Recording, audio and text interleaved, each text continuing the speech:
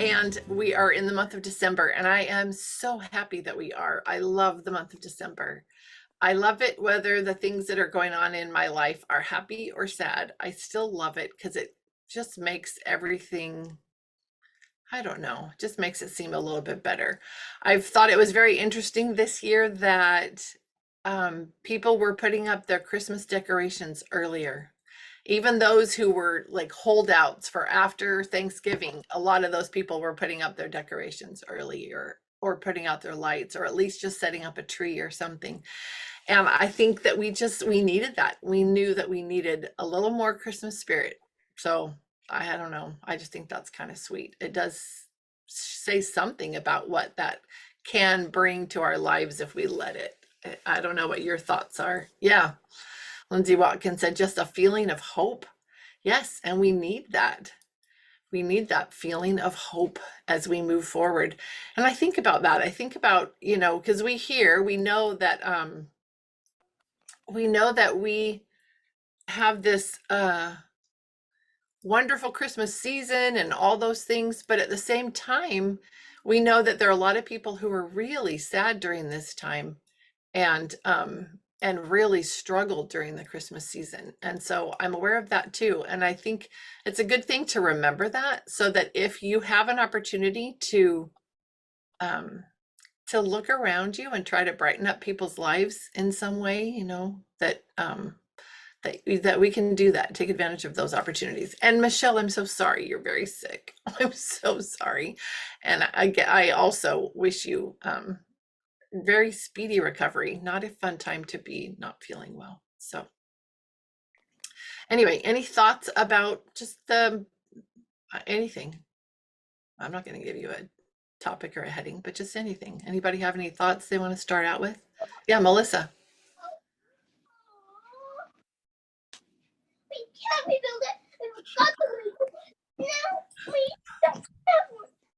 Melissa has a sad person. As I listen to you ladies, like if you're on Marco Polo and your kids are in the background or something, it just makes me, I feel very nostalgic, puts me in the old category again, as I use that word even, but it does. Those were hard times, but they're wonderful times too.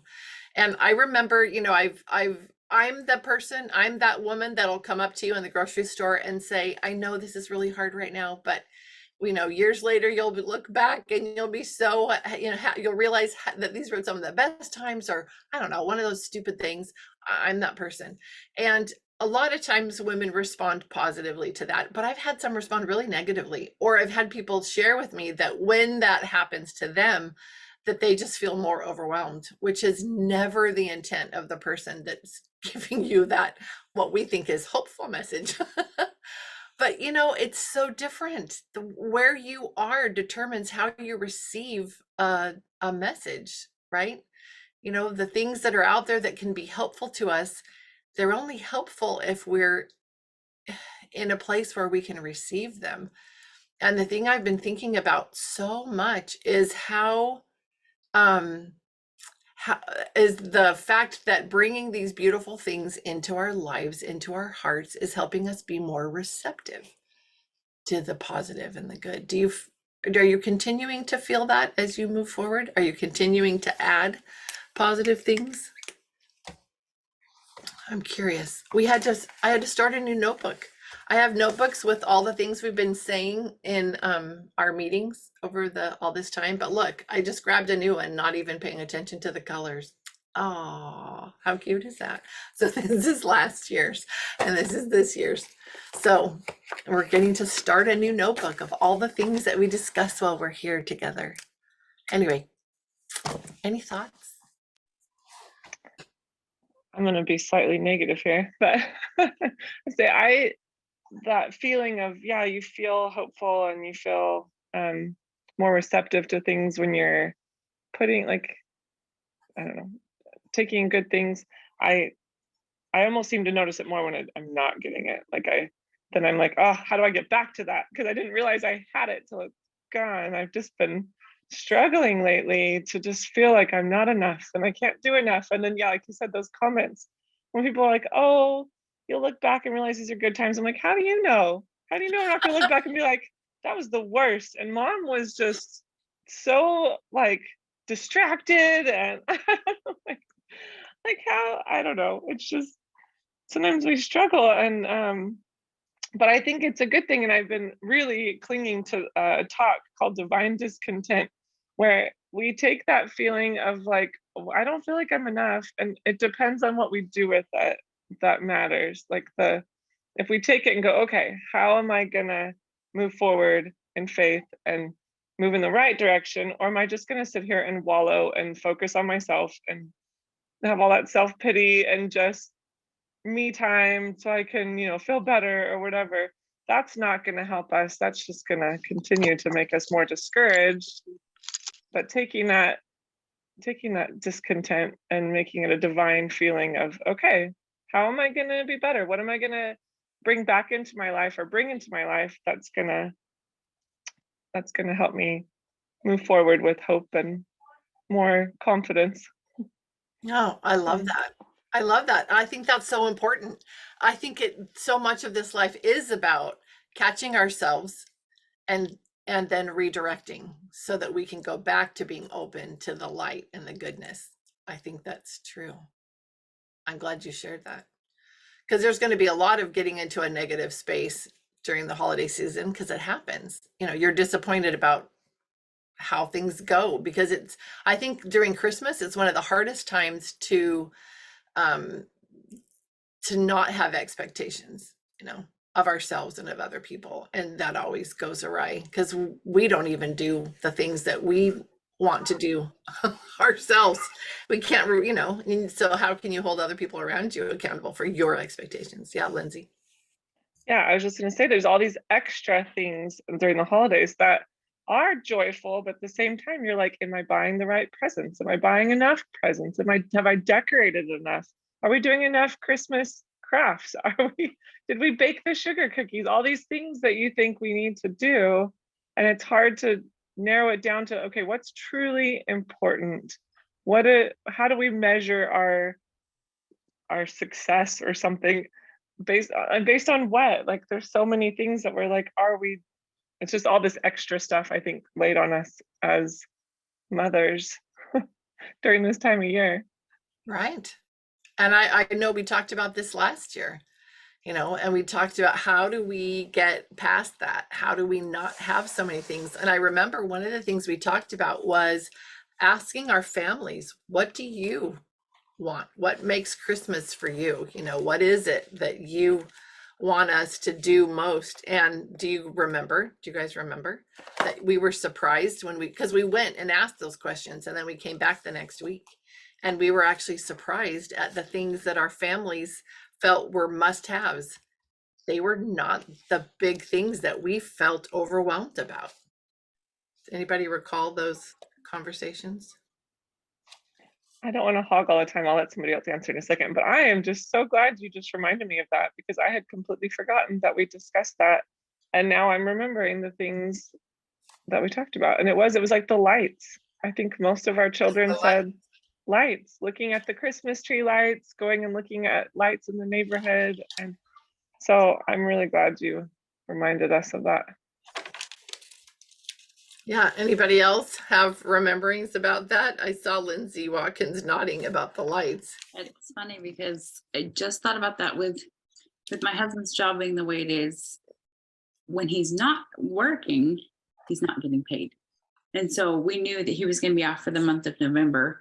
And so we kind of set that expectation with our kids. We're like, okay, we're not going to have this huge Christmas because we're on a really tight budget for this month. And so they methodically thought about their Christmas gift lists, and they kept it so small and so simple. And it was so nice to see that. And then we did all the Christmas shopping before the paychecks ran out. And so we shipped all the gifts to families. And now that, because December is usually the one, you're running around, you're buying gifts, you're doing all this. That's all done. We've already done all the wrapping. And so now we're sitting here going, okay, how do we make December magical without spending the money? And so my kids were like, can we just put Christmas lights up in our bedroom? And so this year I did. I went and put Christmas lights above their beds. and they just love it. Now they're like, is it bedtime yet? Can we go to bed now? You know, I'm like, yes, 7:30, go ahead. It's just, Right. but it's Like, those I wish simple it got things. dark earlier. Yeah. And now, but like I said, we're constantly thinking of what is the small magical thing that doesn't have to be a lot of money. And it's cute what they are coming up with it. They want to have a a reading marathon, which if you listen to the Read Aloud Revival podcast today, she actually talked about that. It was like an Icelandic tradition where they give books on Christmas Eve, and that's what they do is they sit around and drink hot chocolate and read books. And it's like that's what's expected. And so everybody looks forward to that. So I'm excited to incorporate that. And it's just simple. But jumping back real fast to the whole looking back and being nostalgic about you're going to miss that time or you're going to wish it was that time. I think a lot of times when we do look back and we feel that feeling of, oh, I wish we were still in that age, I catch myself going, but I'm looking back with the knowledge I have now. I'm not, and so it's kind of a skewed view of what you're reminiscing over. Absolutely.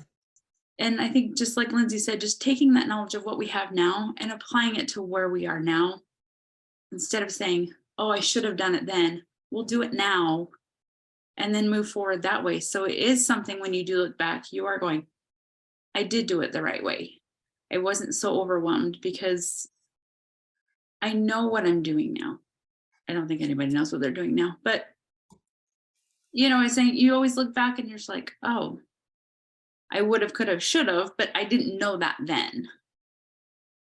But even that, because I know plenty of people who look back and from my perspective, they see the negative and they're very negative about it. And I think now I know, and I did some of it well and some of it not so well, but now I know that wherever you are, you can choose, right, to put you could choose to put on the rose-colored glasses, and I don't think there's anything wrong with rose-colored glasses. I think they're beautiful, and I think that we need them. And it helps us to be able to see things a little bit better, and this idea that we've been talking about a lot lately about showing ourselves grace. I think it's helping us because if you think about it, what I think about often is the conversations that I have here and then the conversations that I can have in different circles or the things that you overhear in other circles. And I have really been amazed, grateful, shocked, back to grateful as I've listened to other conversations and realized what a gift we have here, because we have women who are talking about the good and the bad, but through very realistic lenses. And that really is the case, is that what we call rose-colored glasses, the best of that is being able to see things clearly, very honestly, very truly seeing things for what they are with that larger, wider perspective. That's a gift. Being able to have that wider perspective is such a gift. And when we can pull back and see things that way, oh my goodness, we lose a lot of the burdens. We give a lot of that up because we can see things from that wider perspective. We don't get caught up in the little failures that can happen along the day. Now I see Carrie nodding, and I don't know if you have a class coming up, but I would love to have you share what you're thinking. You know what, my husband used to tell me all the time, he'd say, you know what, we really have to decide what story we're going to tell ourselves. And yeah, because we can, there's so many possible aspects that we can focus on, think about, talk about. I think I've told you before, one of my favorite New Year's Eves or New Year's, it had been a really challenging year. We had lost multiple grandparents, and it just seemed like the year had been so hard. And so I've just felt a prompting to take all these little pictures that we had through the year of good things and stuff our piñata with them. And we hung the piñata from one of our 3 broken ceiling fans because our children had decided to hang from them. They've been that kind of a year. And we hung it from one of the broken ceiling fans. We're like, we're going to replace it anyway. And we beat the heck out of that piñata. We were so grateful to see that year end. But then as we went through all the pictures and we talked about all the good things, you know, that had happened, it was this beautiful shift. And it reminded me, yesterday I was talking to my daughter about, she's in a Commonwealth now because we're homeschooling again. It's Thomas Jefferson based. And in there, it talks about there being 4 kinds of stories. There's bent stories, there's broken stories, there's whole stories, and there's healing stories. And how important it is that we're telling ourselves and we're putting into ourselves whole stories and healing stories and broken stories if it moves us to change the world, to do something, to fix broken things, but to avoid bent stories like the plague, those ones that focus on the negative, that evil wins, replaces evil for good. And I think in our lives, we can choose which stories we're telling. And even though there's the bad, there's always, you know, there's always compensation. There's always good that we can tell ourselves too. I really love that. I love this idea of the stories. We need to decide what story we're going to tell ourselves, which version, you know. I would love to have a bigger, longer discussion about that, Carrie. We maybe could do that with the new year.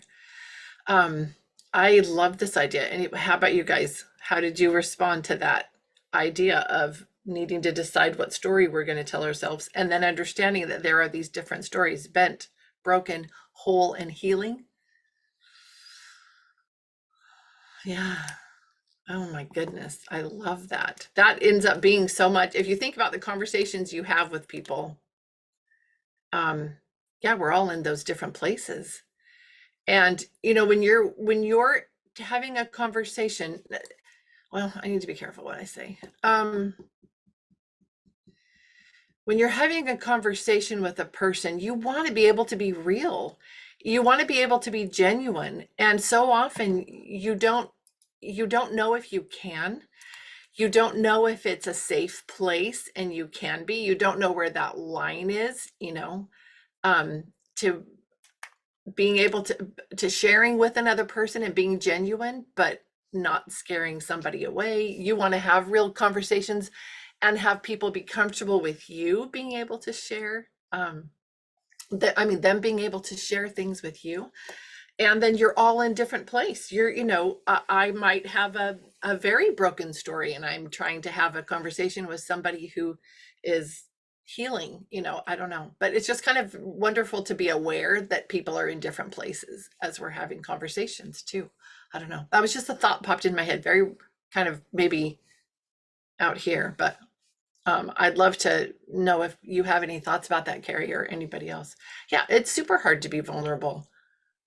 It is, if it's okay, you know, for me to get personal just a little bit, I appreciate, oh my gosh, I appreciate this conversation. My daughter had some real struggles when she was growing up, and she wrote me a note once, and she said, don't worry, God isn't done with me yet. Something like that. And I just left it on my bed, and it was so sweet.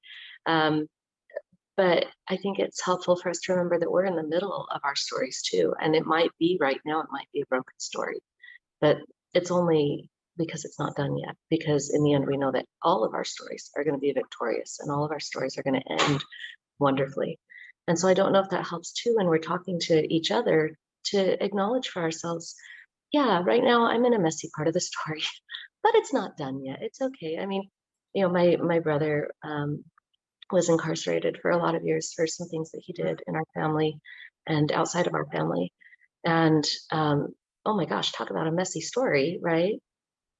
But my husband rebaptized him about 8 years ago, and he's trying to get a temple marriage. And although it was a circuitous route, the story in the end is beautiful. And maybe that helps with the vulnerability a little bit for us to say, yeah, I'm in a broken place, but I'm not always going to be here. Yeah, and isn't it like this, you know, the whole journey, right?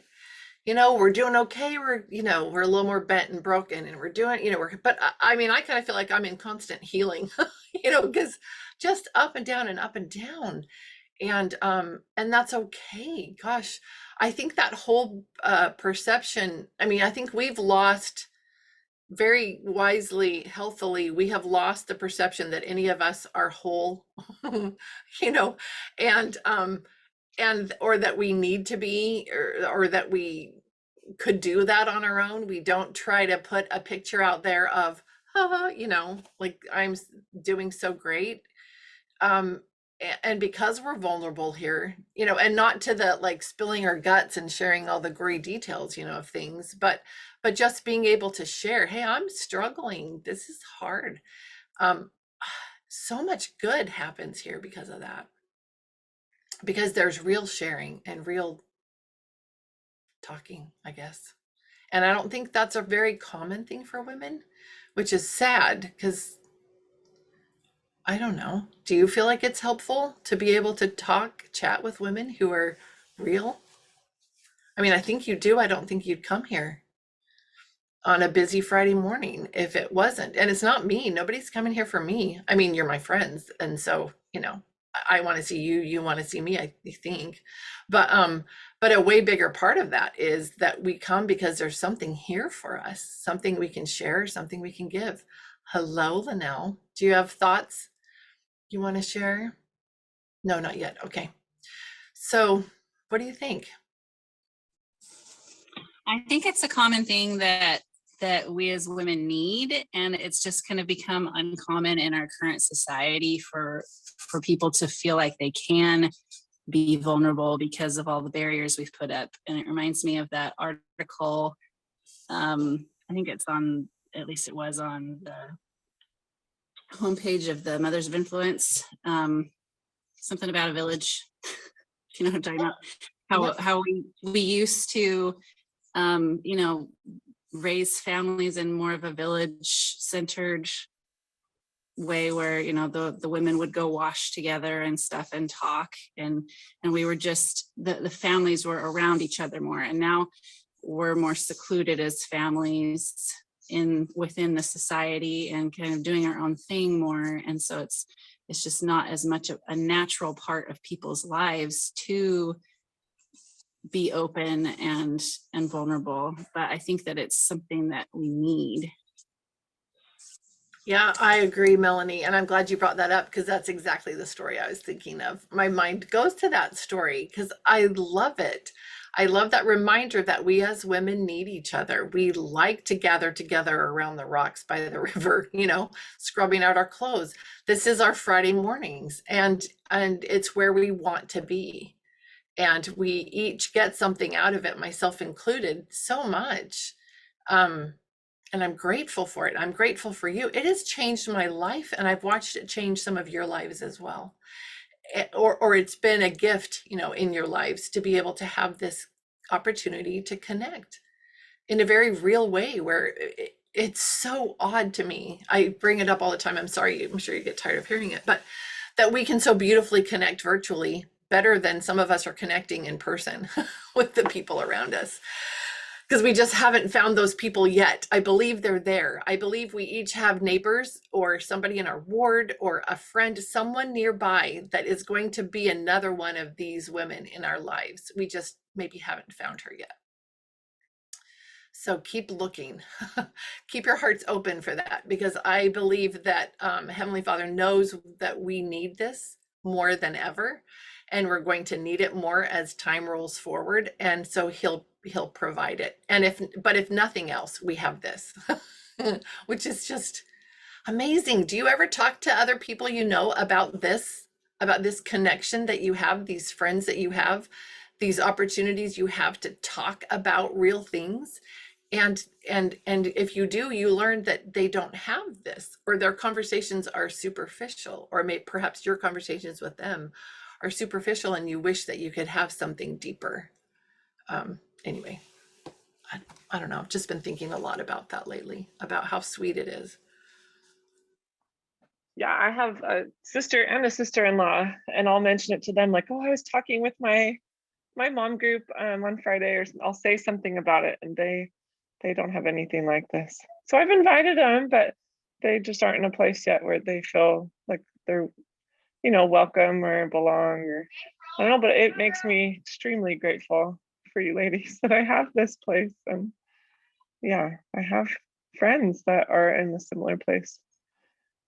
that Yeah, I and am what's in. weird is that it's like, what is that similar place? What do you mean by that? Because we're all in completely different, stages of life and different things going on, and we have different backgrounds and everything. So what is that similarity, Lindsay? I don't know. I can't figure that out either because they don't seem to feel like this is the place for them either. But what is it that we all feel? Sorry, there's lots of noise here. Max. So what is it? What do you think it is? What do we have? Lindsay Watkins, I have this little Christmas sign that I've had for years, and it says, are you part of the in crowd, INN crowd, or part of the stable few? That is really beautiful. Wow. And it struck me this morning because over the last year, I have lost my in crowd friends, but I'm so grateful for you, stable few. I don't know where I would be without you. That's really sweet. And Marley, thank you. The desire to open up our hearts a little more and knowing where to look to do that. Yeah.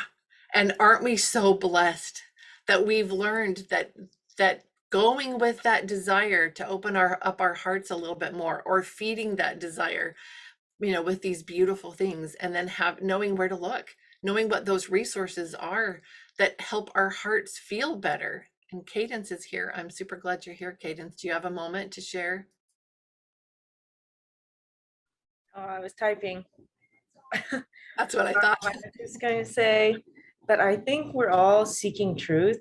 We're all seeking true beauty, those beautiful things you were talking about.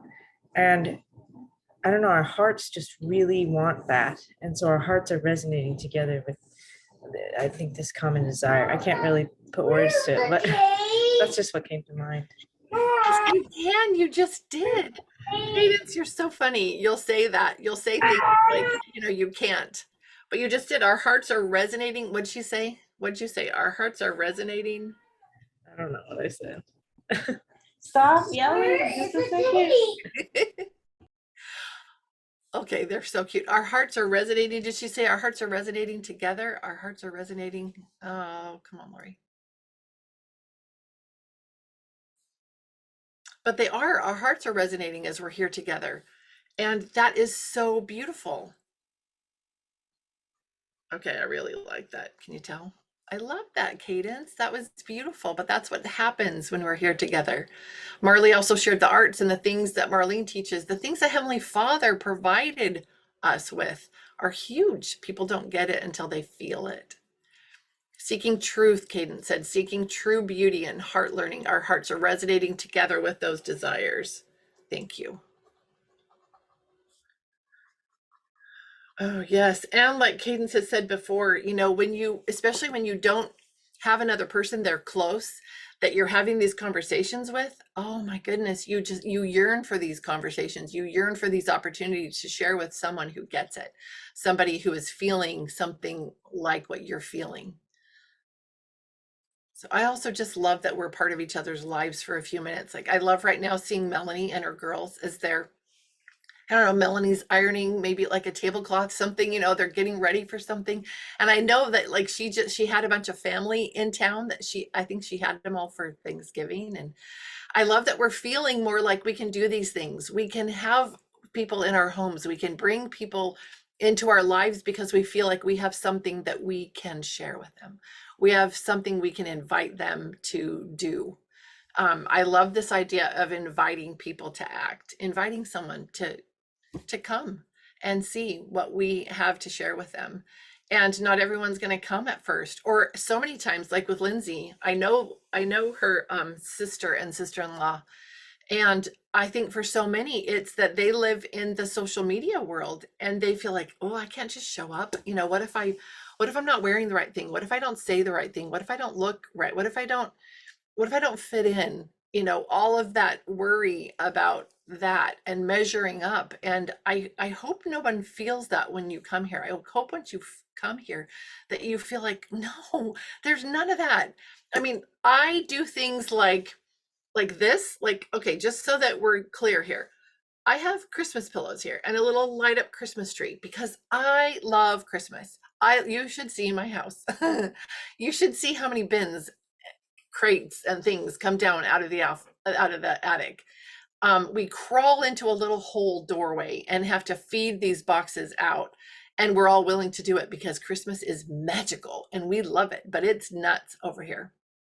And it's not like I haven't had money over the years to spend money on lots of nice things. I just have things I've collected from all over the place, and they're amazing and wonderful, and I love it. So I bring this to say, oh, Christmas, and I wear my pledge shirt and I wear my green sweater because it's Christmassy and I love it.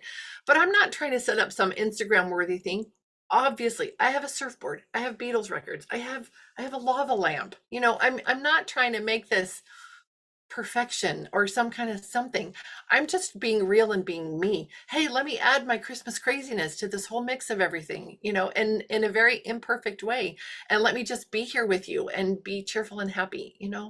So I hope you all feel just comfortable and like it doesn't matter what's going on in your lives, that you can come here and be yourselves and be comfortable. So hold on, I got to see what Marley said and what Kaden said.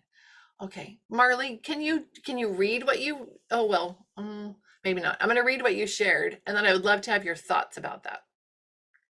I love this quote from Tracy Browning. She gave a lovely talk with President Nelson, yes, when he met with the NAACP, and they had a joint event on unity. I think most of us have seen little posts about that. I love that. I think it's so lovely and connected to Cadence's thought. And then this quote, as we continue to refine our heart, as we make it more pure, as we make it more charitable, as we make it more understanding, that's lovely, just those phrases, as we seek for our hearts to connect with others, the beat of our hearts and the beat of the hearts of God's children will start to be more harmonious again, because we're singing, because we're singing the same song. And the song is the love of God. And that is so true, Marley. I know that's true. And that goes with that story. Oh, who's going to remember the story about the people that were meeting up together at certain times in a city, and they were just meditating or something and feeling peace and calm, and it changed what happened in the city during those times? Is that an Israeli? Who remembers? I need to find that story because it's just beautiful. And then Cadence, I was so happy to see you in your background when I got on here, Lori. You're nice, you're sweet. And then Lindsay said, I love that, Marley. That quote is beautiful. Cadence, love that. We're singing the same song. Oh, it's yes, and more just loving these thoughts. So nice. Oh. Yeah, and of course, Carrie, the musician, loves Cadence's name. That makes sense. I love that. I love just the thought of that. And I'd love for you to elaborate on that too, Carrie, and maybe Cadence about where it came from. And Linnell says, Marley, that quote goes along perfectly with Cadence's sentiments, and it does. Just this idea that we are resonating together. And that's why we come here. And that's why it feels so good when we're here. Yeah. Hi, Marley. Well, I'm sitting in my bathroom and truthfully, because we're talking about being real, I'm like, all right, I'm going to put on my camera. Now I'm going to tell you that I hurried and just did stuff, but my hair was crazy looking. But one of the things I love about what we are doing here and what we can do here and what I get from each of you, when I can come to these things, but also in our big MOA community, is just this idea of there's so many things in the world that are just designed to just pull us apart. Everything is isolated and well, we belong to this political group, or we belong to this faith, or we live in this neighborhood, or we do this thing. And I think some of the joy that comes to me is just in this idea of we have this song that we want to sing. We want our hearts to resonate together, and when you can talk about real things, you start feeling what that can feel like, and it changes you, and it changes me. And I just think that's the really spectacular thing that we do together, that it's so small and simple. You you can't pinpoint it or you can't say it, but it's this idea of unity, that we're women, that we're women who love. And we're just looking for more ways to do that.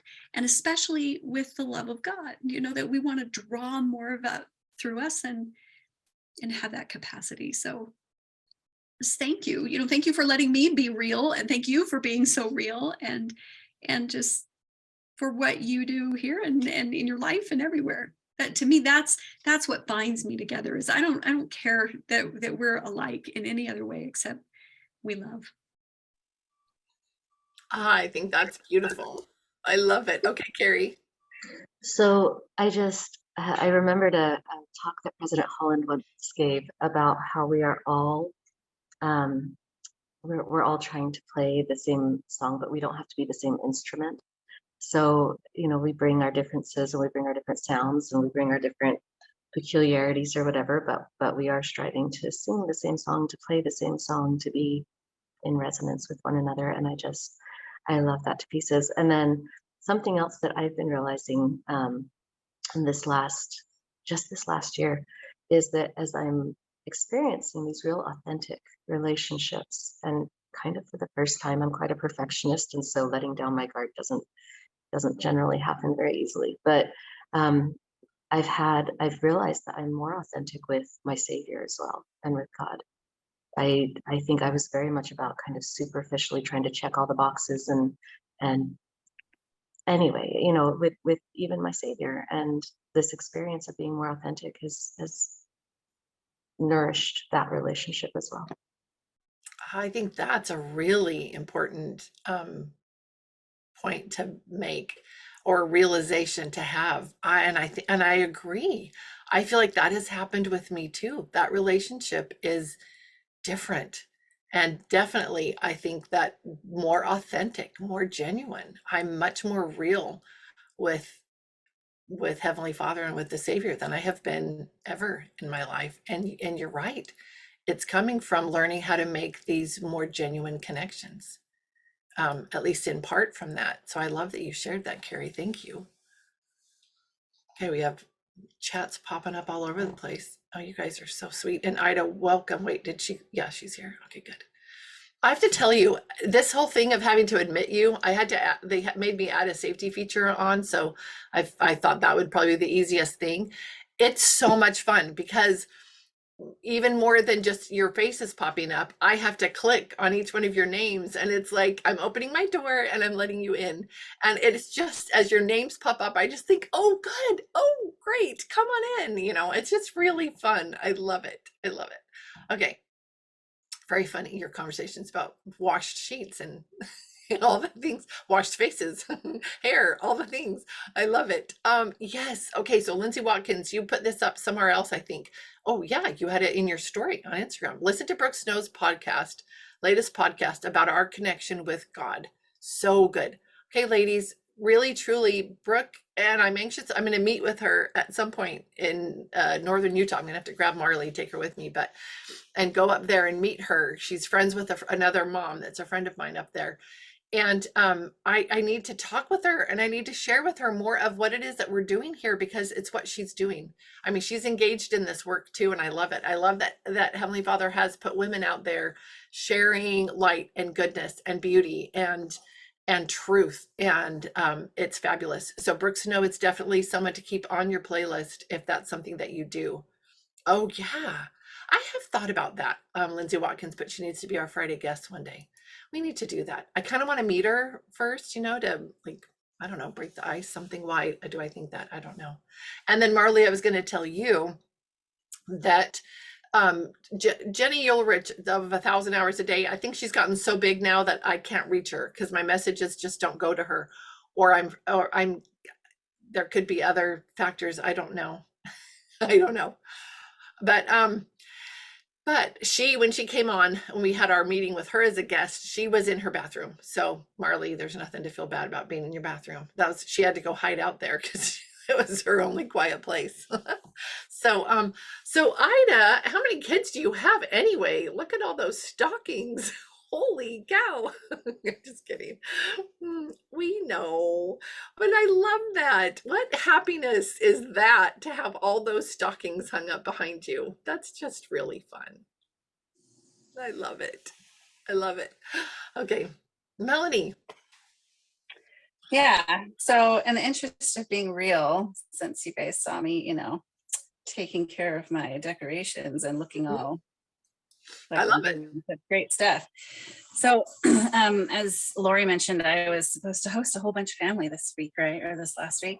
Yeah. So and it was interesting because I hadn't had my own home for 5 years and we had sold our tables and stuff. So just in the last month of November, we had to buy a kitchen table and a dining table. And like I had basically no decorations. So I spent most of November feeling like I've got to get this ready to host like 20 people for Thanksgiving.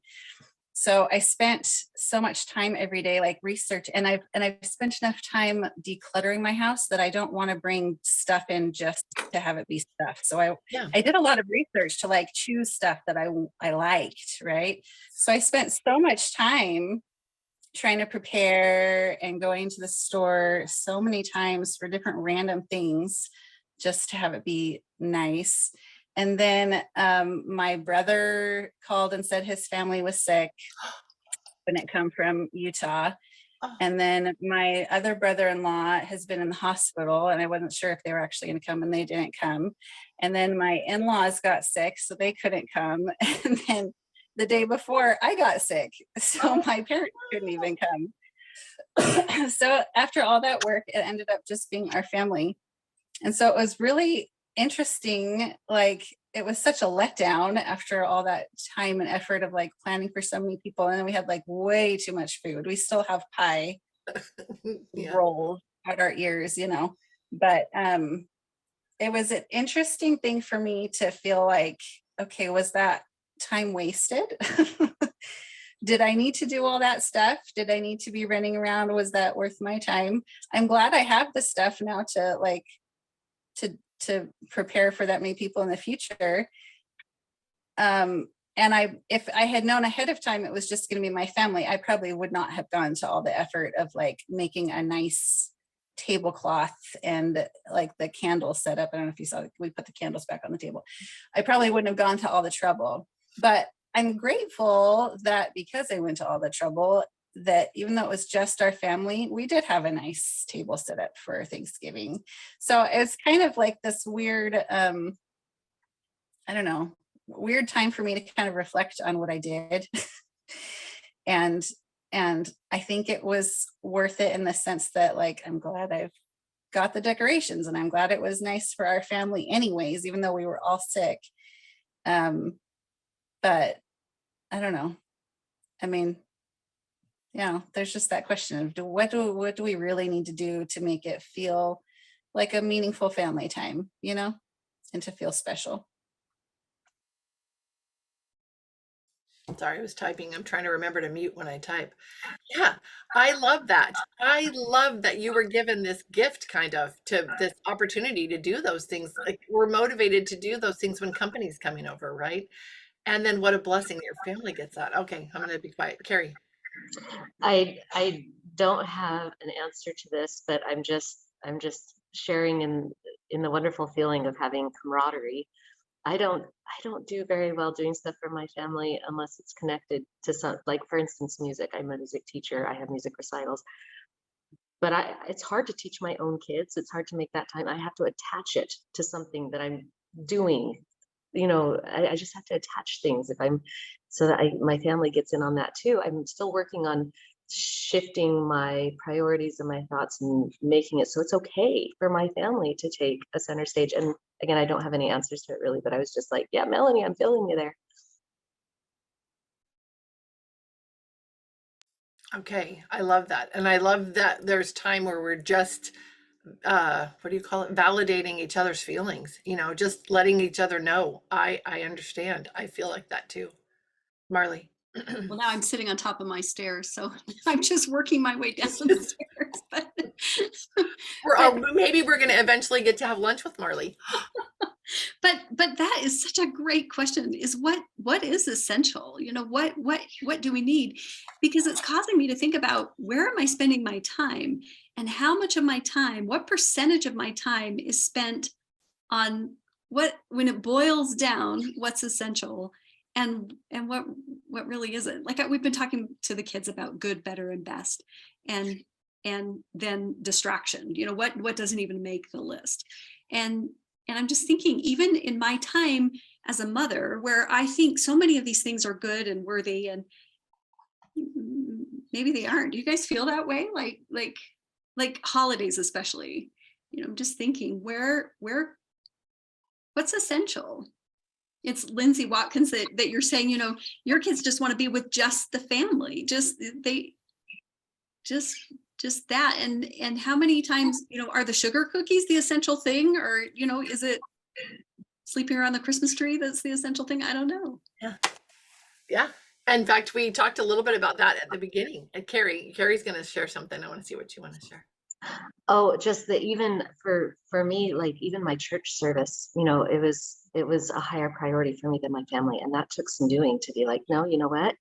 I can serve. It's important to serve, but I need to make sure that I'm investing in the stewardship that only I have. No one else is going to come in and take that stewardship of my kids, my husband, from me and fill that role. I have to fill that role first. I love that you said that. That's a thought that I had years back.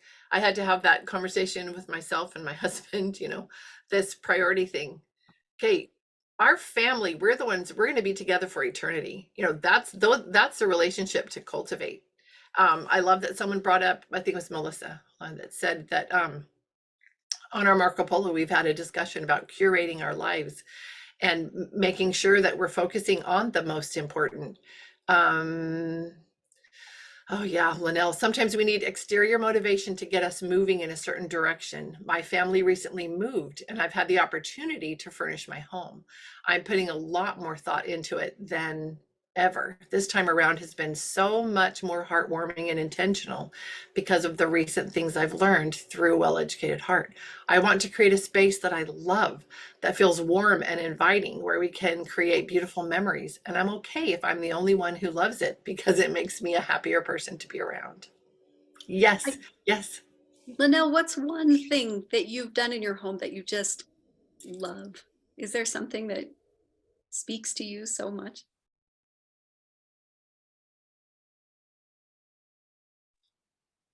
I think just the seating. We got our furniture delivered yesterday and the seating makes me happy. Let me show you. I'll just flip it around. Got a couch there and 2 chairs there, a bench, the fireplace, and swivel rocking chairs. So I just imagine inviting people over and having conversations or playing games on the coffee table, and it's simple, It's but I enjoy it. lovely. It's so inviting in that room. Thank you. Did you have to wait for that furniture for a long time? No, I bought it last week in less than a week. Good. And I love you get this little lilt in your voice when you talk about swivel chairs. I love that. That's my favorite piece. You can rock and swivel, and yeah, this is my favorite piece. Yeah, that's going to be a room full of a lot of memories. Yes, and a lot of warmth and love. And I too, I heard that in Linnell's voice, you know, just like, it's like a little, you know, like a little kid, you know, little child, you know, oh, I got my swivel chairs, you know. So do you spin in your swivel chairs? I mean, at least yes. Okay. All right. Good girl. I love it. So Marley, one of the things we mentioned earlier was our conversations from last year, because we were talking about this idea of what's the essential, what's the most important part, because we're either running around being crazy moms during the month of December, or we're feeling guilty because we're either doing all this stuff and making ourselves crazy, or we're feeling guilty because we're not doing all this stuff. And we had conversations with our kids last year and asked them, what's the most essential? What's the most important to you? What do you want most of all during this Christmas season? And the answer all round, I'm going to ask Cadence if she remembers, because we Oh, come on. Oh, come on. What was it? What did we talk I about? honestly don't remember, but I was thinking I need to go and ask my kids this year. It was the lights. It was the Christmas lights, like twinkly lights. It was funny because you just popped up in my head when that answer came across this time, because I remember us having discussions about that. But it's the lights. And so like Lindsay was talking to her kids, Lindsay Watkins, and asking them about what they wanted. And they asked if they could have lights up in their room because they're having a little bit smaller Christmas this year. And they wanted the lights in their room. So she hung up lights in their room. They want to know some evenings if they can go to bed earlier, like they're anxious to get in there so they can be in there where the twinkle lights are. So many times we do much more than what is being asked of us. I think that is in all aspects of our lives. I've done that with service. I thought that you just have to keep giving. You just say yes to everything. And wise counsel came from my sweet husband saying, it's wonderful that you have a natural inclination to serve. That's beautiful. But check in with the Spirit. Just check in and make sure that you're supposed to say yes to that one. And oh boy, that was eye-opening. Lori was saying yes to many more things than what Heavenly Father was asking her to do. And I think that happens a lot. And it happens so much with our families. Oh, I've got to do all the things. It's fine. Then sugar cookies. Oh, yeah. So be so mindful. Just check in with your heart. You know, you don't have to get on your knees necessarily and do that, but just check in. Do I need to do that? You know, and maybe asking your kids, ask your husband, what's most important to you? What do you really need? What do you really want? Do And those ask things. yourself too, Lori. Yeah. Hold on, there. My thumb hit something. I never just ask myself, and usually by Christmas Eve, like maybe I'm alone in this, but I'm just like, this isn't having the same kind of joy that I wanted it to have because there's been such a push, and sometimes I just want to know, well, what do I want lights in my room? You know, do I want a swivel chair that just brings me joy while I read a book? Or Yes. what are those things? Right. I think I started learning a few years ago because I had too many Christmas Eves like that where I was pretty much in tears. Like I did it again. I ran myself ragged and didn't just love this time. And so I started making different choices and easing up on some things and putting some twinkle lights up for me. And so do it. Hang the lights. Get the swivel chairs. Do those things. Make the cookies that you love. Like for me, it's gingerbread cookies. Nobody else in my family loves gingerbread cookies, but I do. I love making them. I love rolling them out. Oh my goodness. If you want to have a beautiful rolling out and cutting out experience, completely the opposite of sugar cookies, try gingerbread cookies. They're just, they're beautiful. And I love all of it. So I'm making gingerbread cookies this year for me. And it's just going to make me happy, and it's going to make me happier about serving everybody else, the other times. And we need that. We need to realize that there's a balance. Yes, Lindsay, you can send your son to my house. Everybody, you're all welcome. Come over for the gingerbread cookies. Come over for all the crazy Christmas trees and lights and everything. I have a Santa tree and I have a nativity tree, and then I'll have a real tree because I just go overboard. But I absolutely love it. And I'm trying to just embrace the things I love. I'm embracing the time with my family and trying to just soak it all up rather than go crazy running around. But yeah. Melissa. That's why I get all my Christmas shopping done as early as I can, like by Halloween. I try to have it done. There's some things I can't do because there are some things that we draw at like Thanksgiving for certain families, but families always like, you're done by Halloween. And I'm like, I try to be because I hate like the hustle and the bustle. Please stop that. Of having to go to the stores and last minute shopping and worrying if things are going to get there on time and all that. But I had asked my husband, I said, what do you want to do for Christmas? What's your thing a couple of years ago? And he said, I just want to make gingerbread cookies with the kids. And I'm not a baker. I've never made gingerbread cookies in my life. And I was like, that's it. that's not a you wanting me to make gingerbread cookies, right? And he's like, no, I want to make the gingerbread cookies. And he's not big into cooking, but I want to make gingerbread cookies with the kids. And that's not something he did growing up either. That's just what he wanted to do. And so the last couple of years, they've made gingerbread cookies. And then after his mom passed almost 2 years ago, I got for Christmas like a 3D printed cookie, not a cutter. It's his mom's signature, like a cookie imprint of his mom's writing saying, I love you, I think is what it says. And so every time they do the gingerbread cookies, they have grandma's signature saying, I love you, and they print them in the cookies before they eat them. And so it was just so sweet because that first year we were doing the holiday with his family and he wanted to make cookies with the kids, and they made cookies and everyone got to eat these cookies with their mom's handwriting saying, I love you. That is really sweet. That's very tender. I love that thought. And so it was nice just to be able to focus on like that one thing that he was really excited for and just enrich it. Right. Wouldn't that be fun if we could, with our families, decide on one thing, one big, one thing that we really want to make sure we do that year. And we could even trade off, different years or something, just so that we get to enjoy that time and not be overwhelmed by it. I love that. Okay, I promised my husband that I would go shopping with him after we got done. We need to grab a few things for our missionary son. There's my pressure. I'm feeling this, because it's got to get to him. And I want him to receive things and I want him to have a magical Christmas and all the things. So, but I want to have a little wrap up time. We are going to meet next Friday. I was thinking about not, but I feel like it's important and we need to do that. So we're going to meet next Friday for anyone who can, and then we'll be off for the rest of December with our families. So we'll do that. We'll do that. So Linnell, do you have a moment? Are you able to do a little wrap up for us? Yes. There's something that I learned recently that I've been wanting to share with you all, because it was so heartwarming to me, and it was Well-Educated Heart in Action. You all know about my Fleck of Gold, where I choose one simple experience in the day and I write it in a journal. So to help my children start writing every day, I had them start practicing a Fleck of Gold as well. So for a while, they were writing their own Fleck of Gold. And one day they went to a babysitter and we asked them, did you do your Fleck of Gold? And they said no, because they had already done yesterday's Fleck of Gold for yesterday. And the habit I got them into is just do yesterday's, but yesterday they were so excited about their Fleck of Gold that they did it for the day of.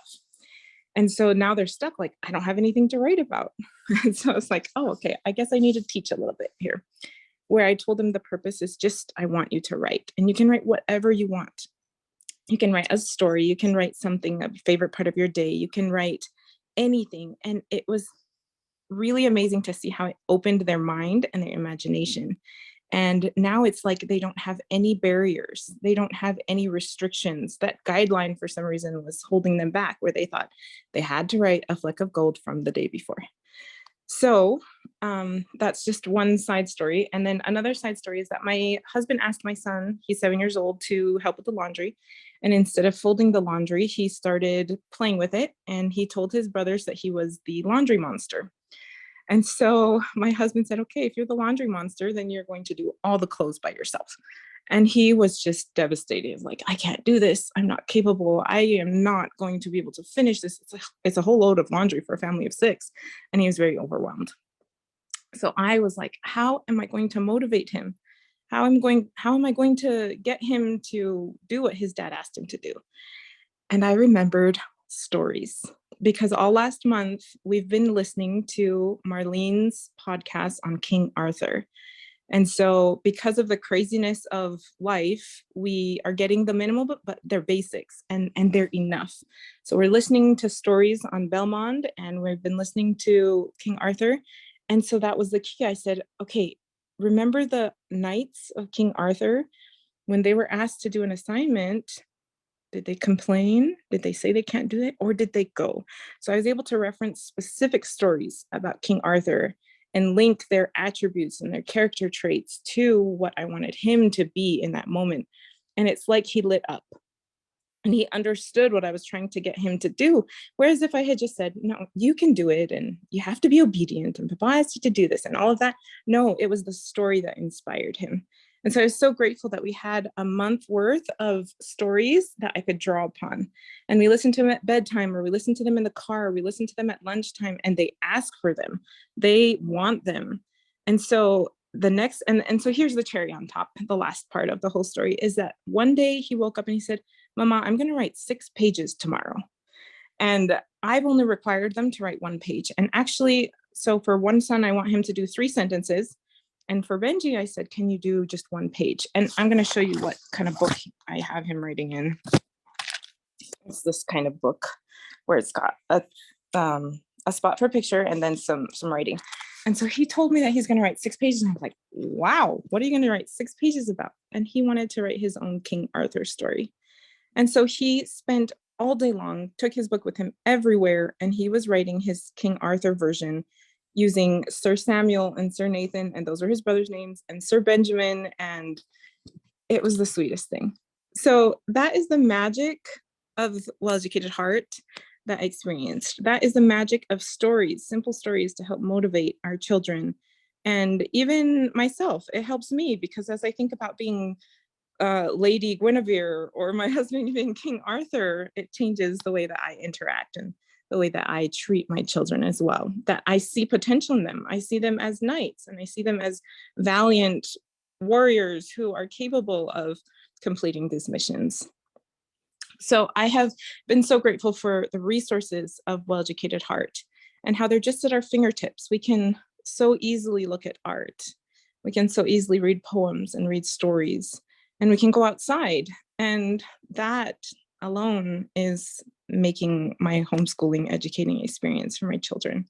So I just want to share with you a poem that we came across from the poetry book. It's called Little Things. It says, little drops of water, little grains of sand, make the mighty ocean and the pleasant land.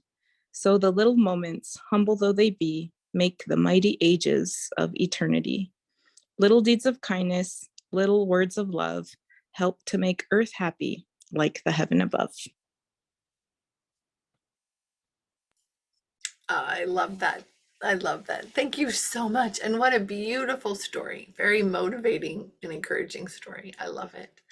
And I do feel like it helps us so very much. I'm motivated so much by stories, the things that I read and the things that I feel inspired by. And I feel so inspired by being with you ladies. So thank you. Thanks for showing up today. This was really wonderful. And it filled my heart with so much joy and happiness. I love you all so much. And I look forward to seeing you again next Friday. And then please, between now and then, try really hard to carefully choose what you do so that you're enjoying these days. So you're just soaking it all up and finding some magic for yourself in it all. So have a good week. Thanks for being here.